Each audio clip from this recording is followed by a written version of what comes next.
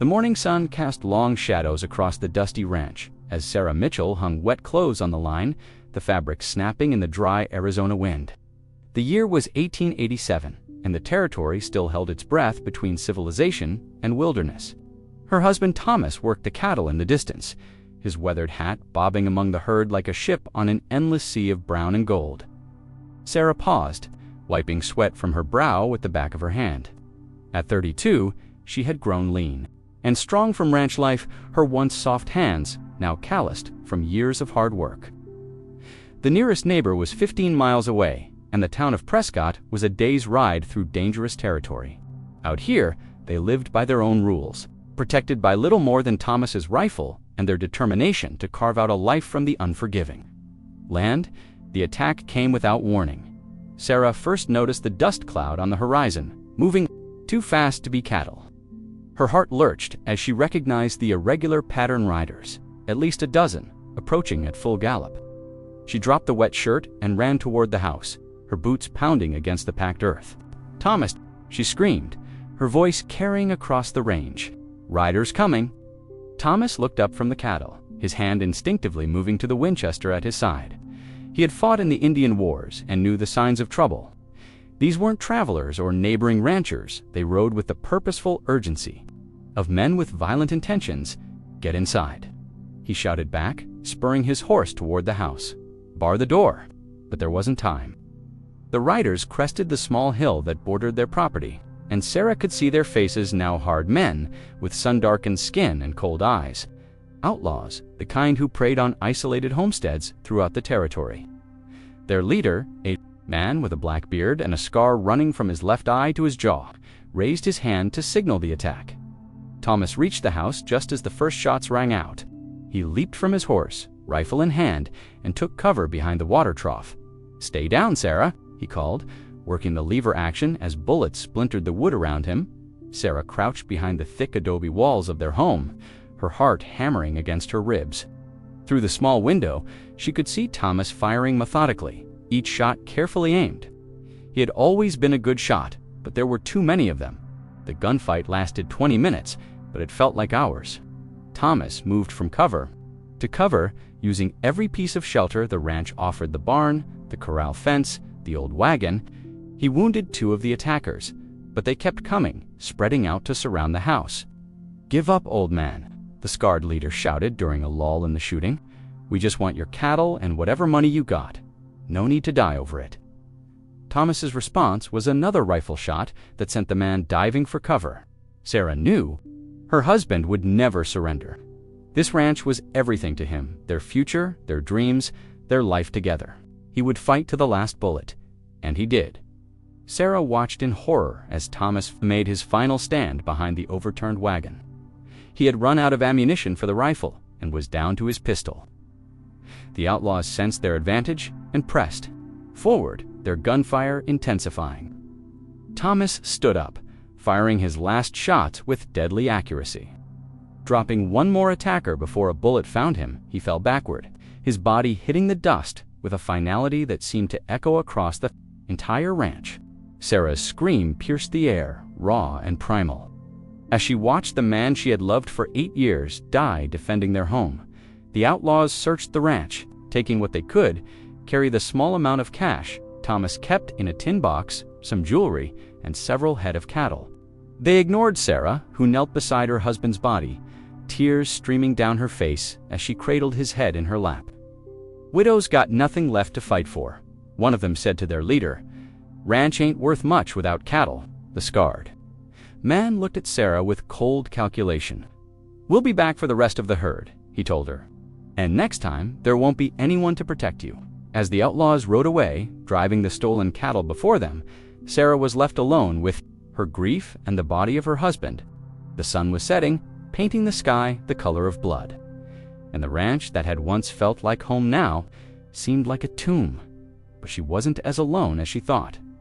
From the ridge overlooking the ranch, a figure on horseback watched the scene unfold.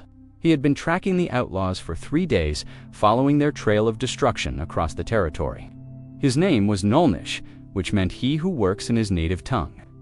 Though the white settlers who feared him called him by another name entirely, He was Apache, a warrior from the Chiricahua band who had chosen exile rather than life on the reservation. His people had been scattered, his way of life destroyed, but he had survived by living in the spaces between worlds, neither fully in the white man's civilization nor completely in the traditional Apache ways.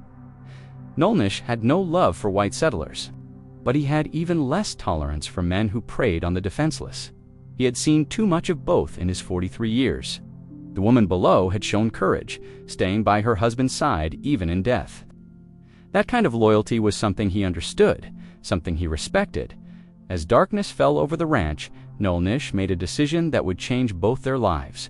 He would not ride away. He would keep watch, though he couldn't yet say why. Perhaps it was the memory of his own wife, killed by soldiers years ago. Perhaps it was simply the warrior's code that demanded protection of the innocent.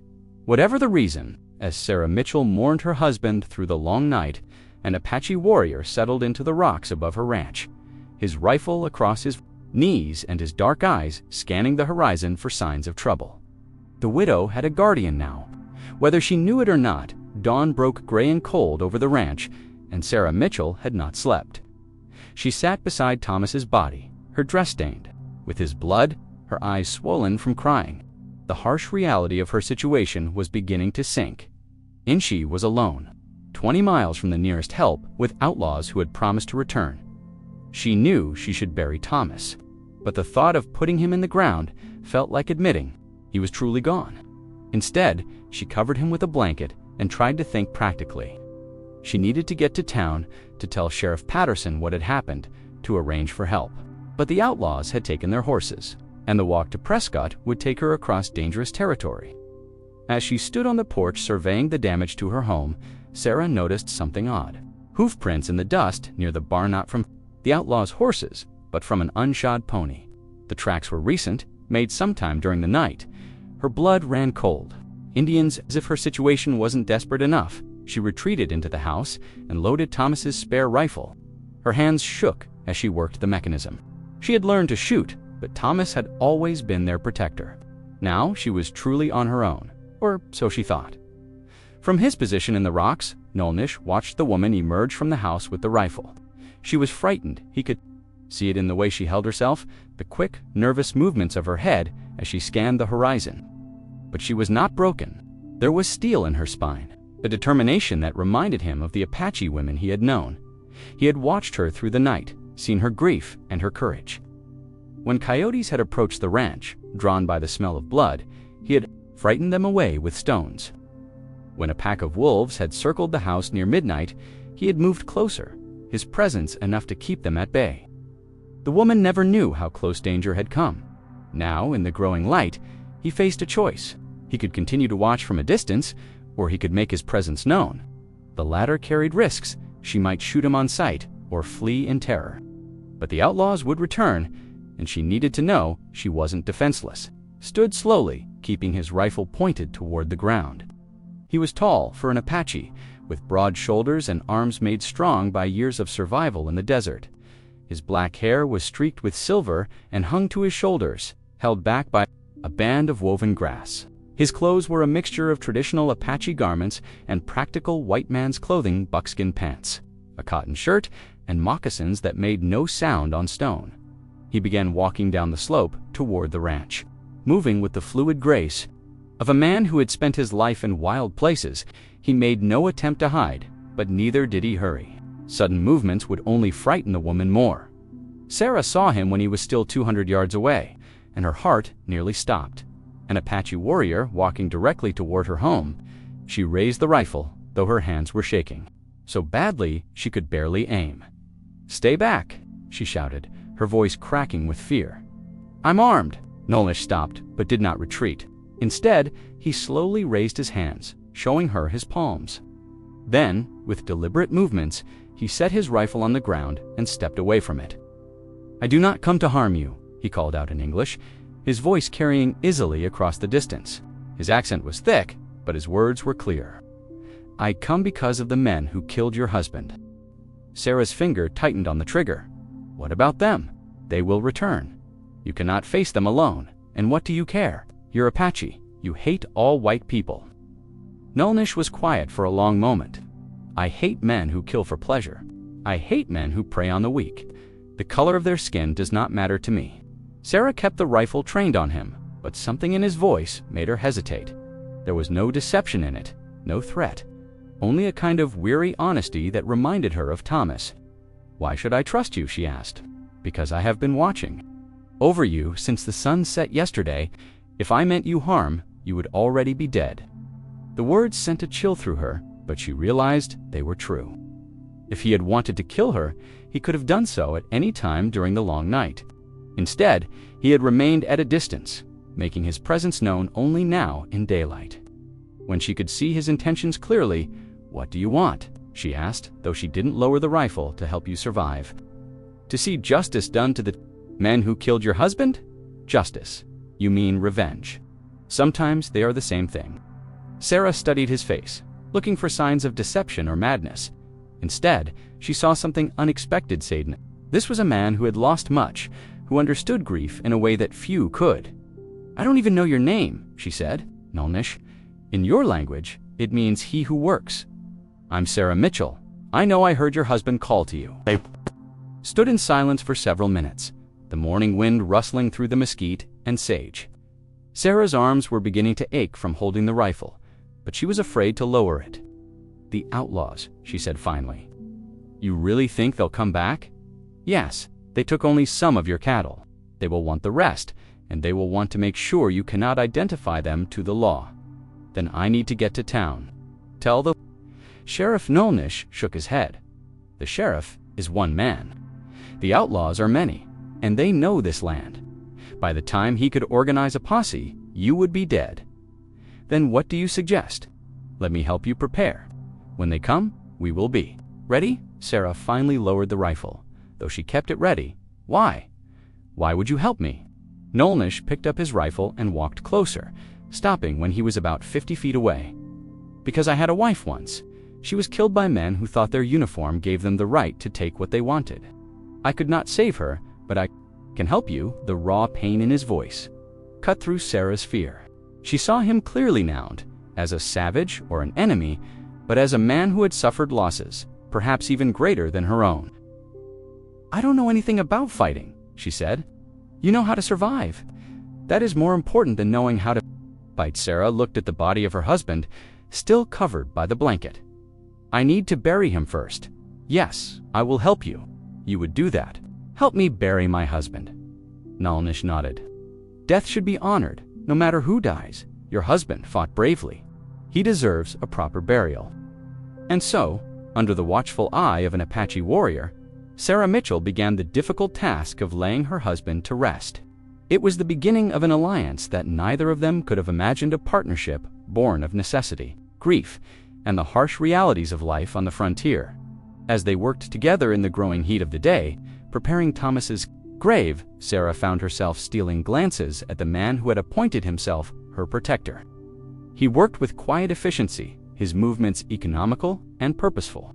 When he spoke, it was only to ask practical questions about the burial customs of her people.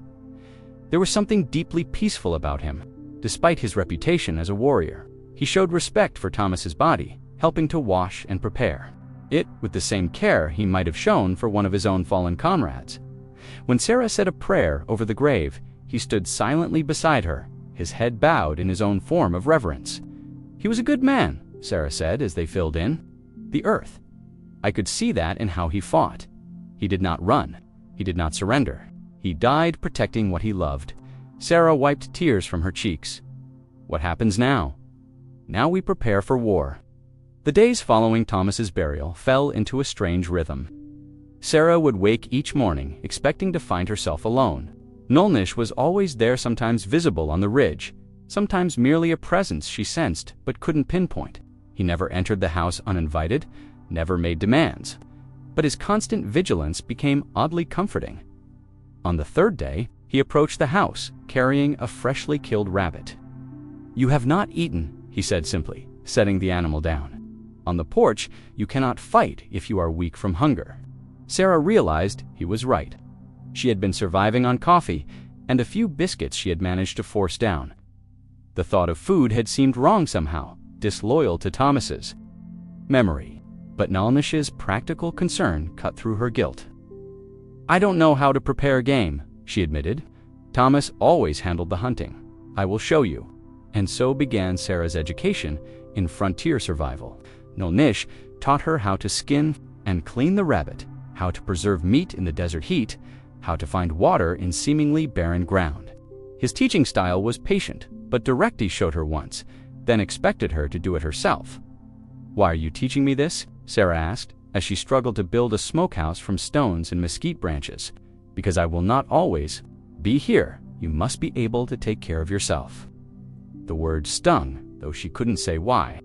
In the few days since Thomas's death, she had begun to depend on Nalnish's presence more than she cared to admit. Not just for protection, but for companionship. He spoke little, but when he did, his words carried weight. He listened without judgment when she talked about her fears, her memories of Thomas, her uncertainty about the future. "Where will you go?" she asked. "That depends on many things." It was a typical Nalnish response cryptic, leaving room for interpretation. Sarah was learning that Apache warriors were not given to long explanations or emotional declarations. They lived in the present, dealt with immediate realities, and kept their own counsel. But she was also learning to read the subtle signs of his moods, the way he held his shoulders when he was alert to danger, the slight narrowing of his eyes when he was thinking through a problem, the almost imperceptible relaxation of his posture when he was at peace. On the fourth day, as they worked together to reinforce the ranch's defenses, Sarah finally asked the question that had been troubling her. "Your wife? How did she die?" Nalnish was quiet for so long that Sarah thought he wouldn't answer. He was weaving branches into a barrier that would funnel attackers toward predetermined positions, his hands moving with practiced skill. "Her name was Ayana," he said finally. "It means eternal blossom in our language. She was like sunlight. On water, always moving, always beautiful." Sarah waited, sensing there was more.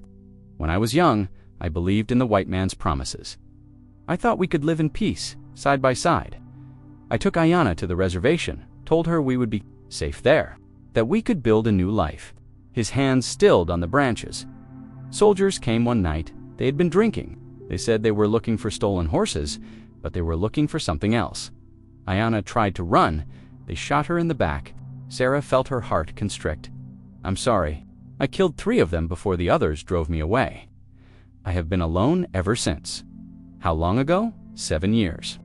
7 years of living in the desert, of watching the world change, of seeing my people disappear into the white man's schools, and farms and graves."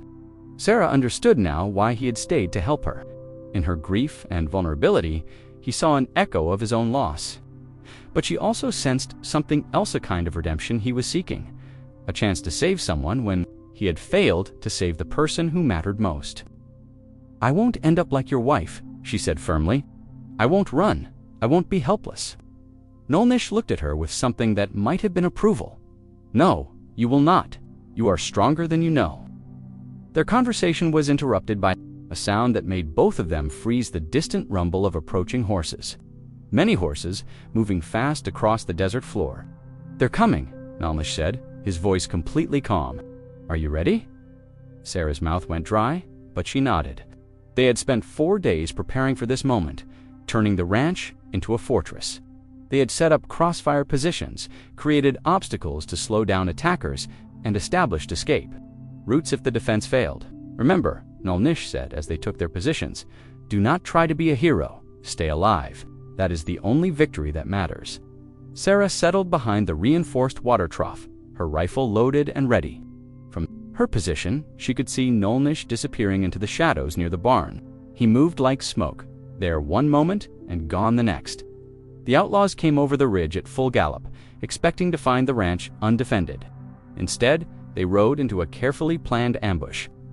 Nalnish's first shot dropped their leader from his horse, and Sarah's second shot wounded another rider.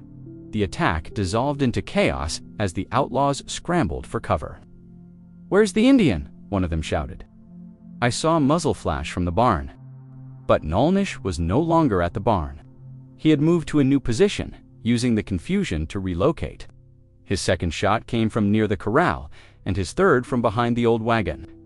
To the outlaws, it seemed like they were surrounded by Invisible enemies. Sarah found herself fighting with a calm she didn't know she possessed.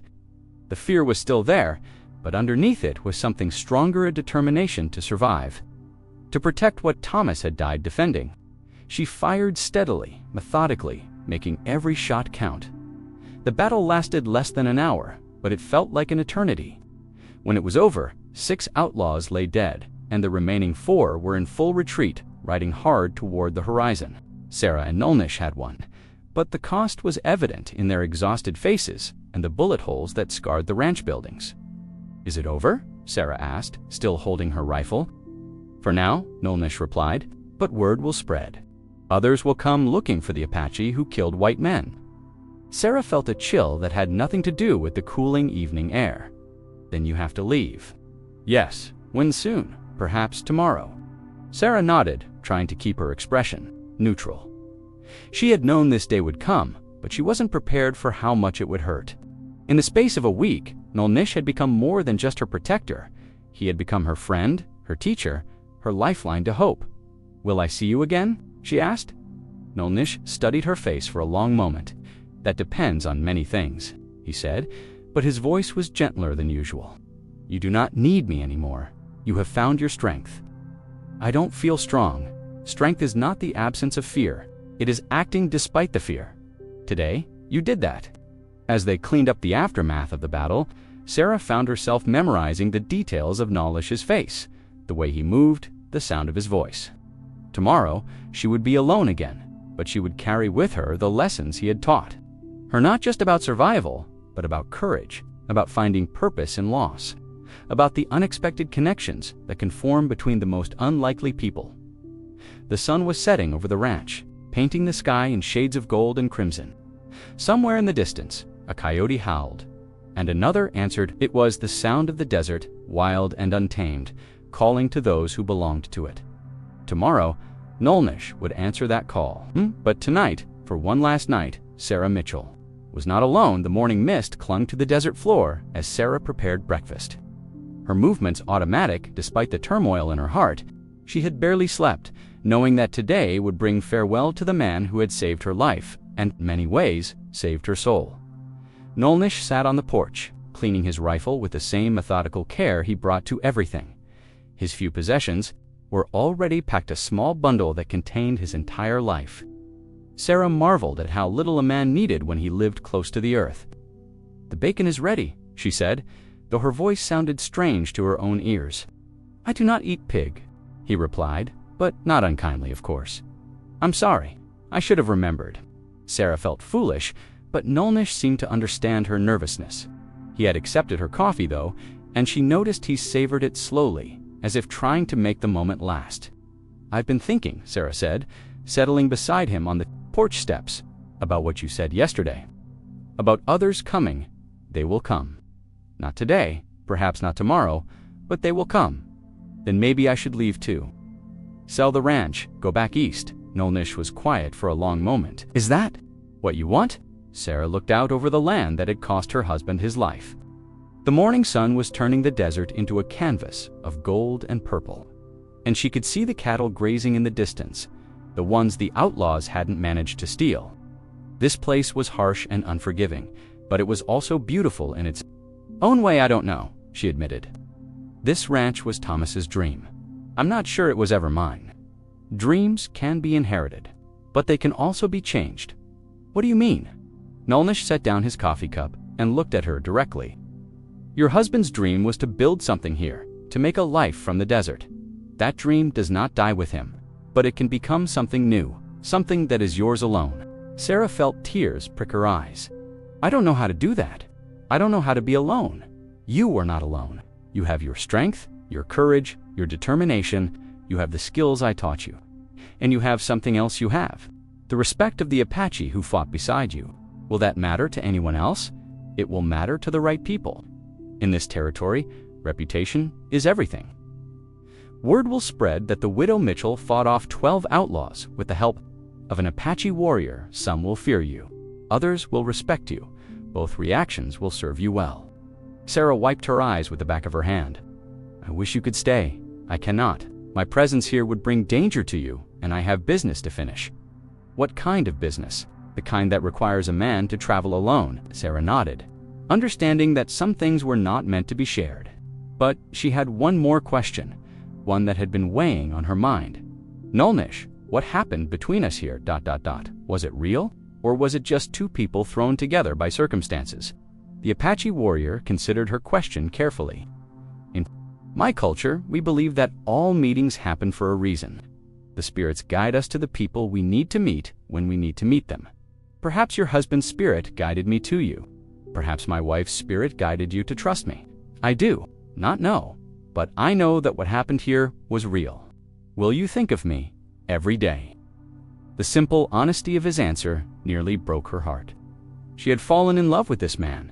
She realized not the romantic love she had shared with Thomas, but something deeper and more complicated, a love built on mutual respect, shared hardship, and the recognition of kindred spirits. I have something for you, Sarah said, standing up and going into the house. She returned with a small bundle wrapped in cloth. It's not much, but ... Nolnish unwrapped the gift carefully. Inside was a photograph of Sarah and Thomas taken on their wedding day and a lock of her hair tied with a ribbon. So you won't forget, she said softly. I could not forget if I tried. Nolnish reached into his own pack and pulled out a small object, a piece of turquoise wrapped in silver wire. This was my grandmother's. She said it would protect the bearer from harm and bring them good fortune. Sarah accepted the gift with trembling hands. I can't take this. It's too valuable. Its value is not in the stone, but in the protection it offers. You will need it more than I do. They sat in silence for a while, watching the sun climb higher. In the sky, too soon, Nolnish stood and shouldered his pack.